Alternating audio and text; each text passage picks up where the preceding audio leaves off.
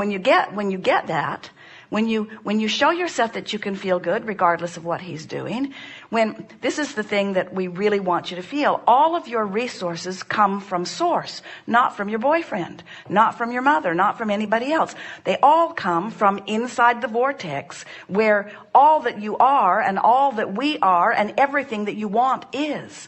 So we're just doing the best sell job that we have ever done to get you to be excited about the vortex and less excited about your boyfriend. Excited about the vortex and therefore excited about the version of your boyfriend that you put in the vortex.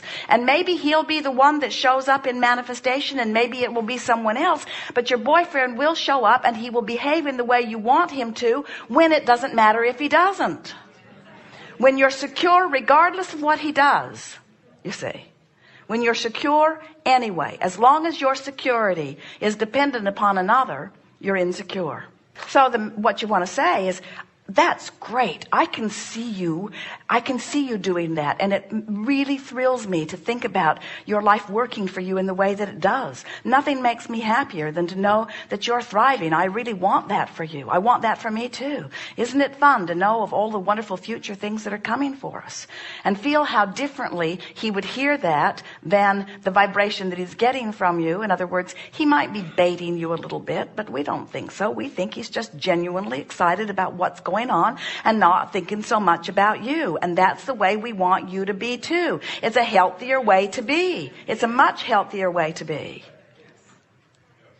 And if you want someone, so that's what we were saying earlier. You can't have it both ways. You can't be dependent and independent at the same time. Our friend said, I am afraid that if I focus myself into a perfect relationship, my husband will go away. And we say, if you focus yourself into a perfect relationship, everything that you want will come to you. And you just can't worry about what everybody else is doing, because you only have control over your own vibration, you see. So the last piece around that is, I've also heard you say you must do something when you're inspired, not motivated. Well, from inside the vortex, your behavior is inspired. And from outside the vortex, your behavior is motivated.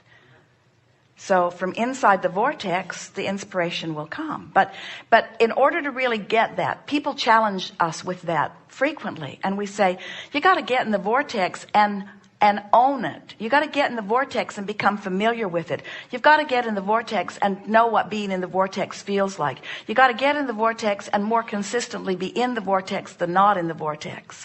And once you hang around in there significantly and chronically, and the inspiration begins to flow, you'll feel it. And the cooperation that you will see as a result of it will be really evident to you. Esther will say from time to time, I'm going to get in the vortex. And it's usually her pronouncement that she knows she's not in there. And her statement of intention to be in there. And then she takes such satisfaction in releasing resistance and moving in there and hanging around in there. It's a triumphant feeling. And from that inside the vortex position, you begin to feel independently invincible. Is her confidence and self-confidence and independence, is it a threat to her relationship with Jerry? No, it's an enhancement of it. He wants nothing more than her tuned in, tapped in, turned on. It's the best gift that you can give to anyone in your life, to be enlivened and full of the energy that creates worlds, you see. But there are a lot of people that have practiced, and in fact, almost everyone, a form of neediness for a time. You just, it's the thing that bothers you the most, that you're not upset that he has plans that may or may not include you. That's not what's upsetting you. What's upsetting you is you're not in your vortex and it doesn't feel good. Right. Something that he That's said, right. something that he That's said. right. And so think about it. So he said something that amplified your misunderstanding that your good flows through him. And since in that moment there was no indication that it was flowing, you felt insecure. If you had been chronically in your vortex, it wouldn't have made you feel insecure. You'd have said, good for you. I want that for you. I can't wait for my millions to flow too. Sometimes we'll put our millions together and we'll go do something really fun together. But meanwhile, isn't it delicious to be independently thriving? Nothing is more incredibly wonderful than two clear-minded people coming together and having a clear-minded conversation. Much better than somebody being clear and somebody being confused, and the confused one depending on the clear one for clarity. Nothing is more delicious than two really powerful, thriving people coming together in any co-creation. That's so much more exhilarating than one needing the other. So Esther saw something on television the other day. It was the old relationship mantra that said, do opposites attract? And she yelled, hell no. That's old school. In other words, we need balance. I'll be needy and you be a giver. I'll be a taker and you be a giver, and then we'll get along well. And Esther said, not. That's vibrational discord. There's no harmony in that. In other words, nothing is more exhilarating than two aligned people coming together and co-creating. And nothing is more miserable than two not aligned people coming together and co-creating. And it's almost as bad if one is and one isn't, you see. Except if you're the one who is, you don't notice the one who isn't. That's key. So if I'm in my vortex and I'm feeling good no matter what the hell happens anywhere else in the world, those who aren't a match will fall away? They will fall away, or can I push them away? But why? When you're in the vortex, you see, when you're in the vortex, you don't care. When you're in the vortex, you're not judging. When you're in the vortex, you're seeing them through the eyes of Source. When you're in the vortex, you're extracting the value from the relationship. When you're in the vortex, you appreciate what they inspire within you, you see. It's only out of the vortex that you feel dependent. We can't just get hooked into the vortex so we don't pop out. You can, but then you'll be dead like us. Which just means you'll have no resistant vibration, so it's easy to stay here. But you'll be right back, because the fun is in the sifting and in the asking and in the aligning. You see, you make it sound like a struggle. And this last comment that you made, the last comment that you made is sort of representative of what you're feeling and what we are amplifying back to you. And that is that I'm not in the vortex and I want to be is a very different vantage point than I am in the vortex and I can maintain it. In other words, we want you to, our effort as we are discussing here today is to assist you in realizing that this vortex is an easy thing to accomplish. You just have to practice it. And the thing that we really want you to hear is that once you get in there and then you maintain it as long as you can. In other words, get in there and read one of these books from inside the vortex. Get in there and look through a deck of cards from inside the vortex, so that you practice the vibration of alignment from inside the vortex. It will give you much greater stability inside the vortex. So as you do that, then when you pop out, it doesn't freak you out, because you know how to get right back in. In other words, that trust that you were talking about is trust in yourself to focus, really. That's all that it is. And as you stay in the vortex, are you like that car that goes 100 miles an hour and hits a tree when you pop out? You've used that example before. Maybe, but what you really are, you're like that car that's going 100 miles an hour in an environment that's going 100 miles an hour, and you're having the time of your life. And if you pop out, your ability to get, once you have got that is an excellent question. Once you get your speed moving at that rate, the popping out is much less frequent. But you're right, you really don't like it when you do pop out. No, a year ago I popped out, I hit a tree, a hard tree. Well, and that's an out of the vortex focus wheel that you're doing. In other words, we hear the struggle that you feel in all of this. We're just wanting you to trust us when we say, as you get in there and stay in there, it's easier to get in there and stay in there. And as you get in there and stay in there, it's easier to stay in there. And as you get in there and stay in there, it doesn't bother you so much when you're not in there. And when you get in there and stay in there, it doesn't bother you who else is in there or not in there. And when you get in there and stay in there, somebody else that's not in there doesn't even look like they're not in there, because you're so in there. That's what true upliftment is. In other words, you're taking back your own power.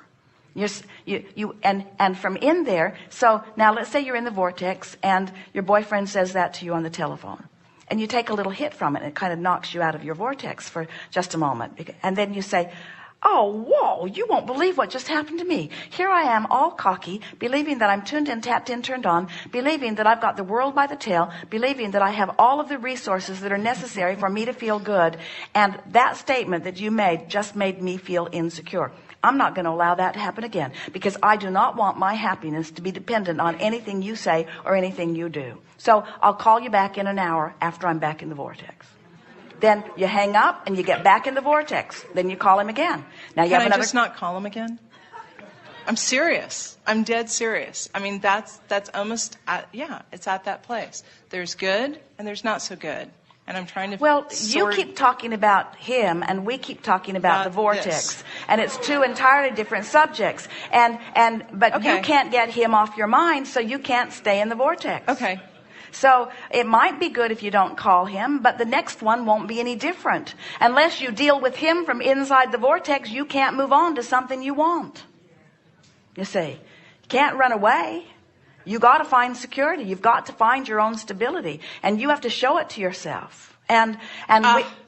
That's it. We've been saying to a lot of people, you're looking for love in all the wrong places. And we'll say to you, you're looking for security in all the wrong places. You're looking for millions of dollars in all the wrong places. You're looking for your own vote in all the wrong places. In other words, and doesn't it just irritate the life out of you when you thought that was the avenue through which it will flow, and it doesn't seem to be forthcoming?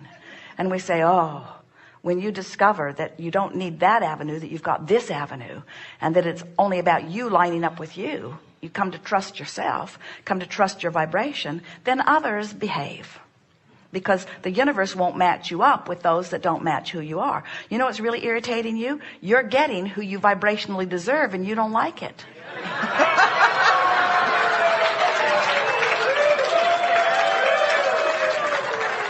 Because what you want I want to shift my dial. I want a 95.7 FM. Because what you want to be, and when you are a vibrational match to what's in your vortex, then the universe will bring you what matches you then, and you'll like it. So what's coming is always your indicator of what you're doing vibrationally. And isn't it wonderful? Don't you just want to call him and say, thanks for pointing out what I'm doing vibrationally. I didn't know until you were so rotten.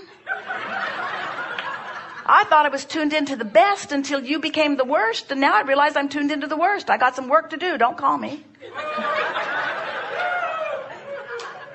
But don't make it about him. Make it about you. Showing it to yourself, you'll naturally see it in the vortex. When you The get security piece.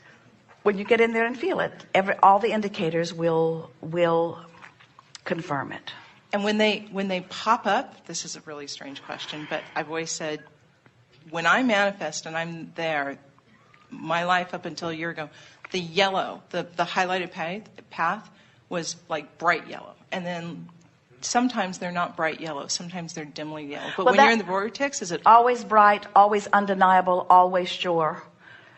You say, I don't care what you think, this is what I'm doing. You just know it. You're great. We agree. You're awesome. You are as well. And when I talk to you, we have our own Abraham. So when I'm on the plane and I'm going in my meditation, I'm saying Abraham, it's all the same, yes?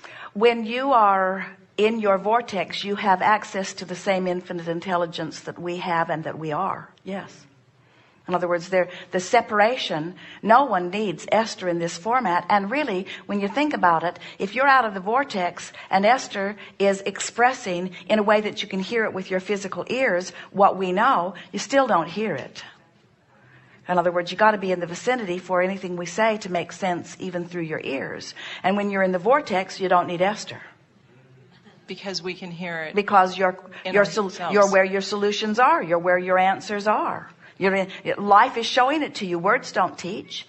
The best we can do here with words is confirm what you already know, or aggravate you when you're in a place of not knowing.